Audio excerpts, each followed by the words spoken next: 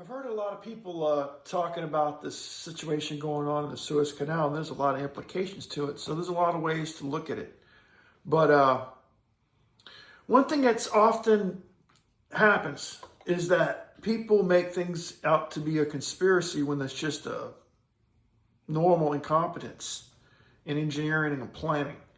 And I believe that's what might have occurred here. Of course, it still could be some type of grand conspiracy because it is serving the interests of several large and powerful people right now for trade to be shut down. Certainly there's something to be said for the way that they're disrupting world trade, in preparation for their Great Reset. So this is certainly a tool that they could use. But let me offer this explanation to you, and something that's not being talked about in these discussions. And the reason I know about this is because I'm a kid that grew up at the mouth of the Mississippi River. So I have some background and knowledge in how things work when you come into a channel or a river.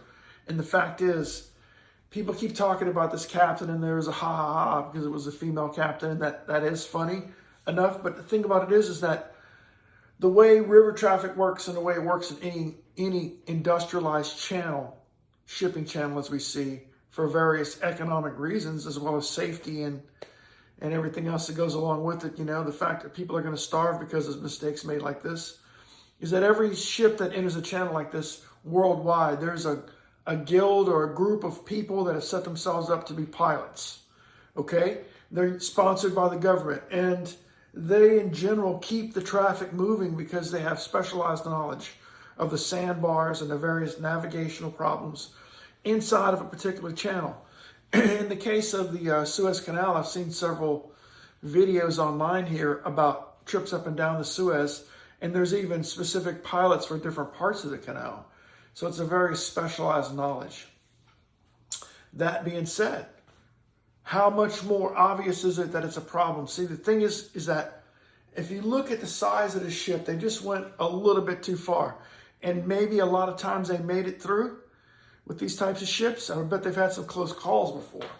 And what happened this time was this ship is 400 meters long, and it's like one of the, third or fourth biggest ship in the world, and, several hundred meters high. I don't know how many stories high it is, but it's a gigantic sail when it faces the wind. It's more than the width of the canal, and you can see from the pictures that they have of the ship being blocked up. So it caught a wind. It can barely maneuver. I mean, the amount of dredging they would have to do for a ship. I mean, the ship's fully loaded. Can you imagine? It's nearly dragging the bottom, probably, trying to maneuver around inside of this canal. That it's, longer than the canal is wide. It starts catching wind, and it had no escort vessels. So that's the way to solve this problem. If they're going to try to move big ships like this through, without this happening again, especially one as tall as that, which nearly all of them are, because of the nature of, maritime traffic now with these container vessels, this thing is like a building turned sideways, like a high-rise building, floating down this canal, catching wind in a very high wind area. So it couldn't maneuver. So what they would have had to do is put tugs with lines and keep pressure on both ends, like they do in other situations, like when they're towing giant oil rigs around and stuff like that that are ungainly and so dragging so much water. So they just put tugs on both ends. Is what they'll have to do from now on if they keep wanting to do this.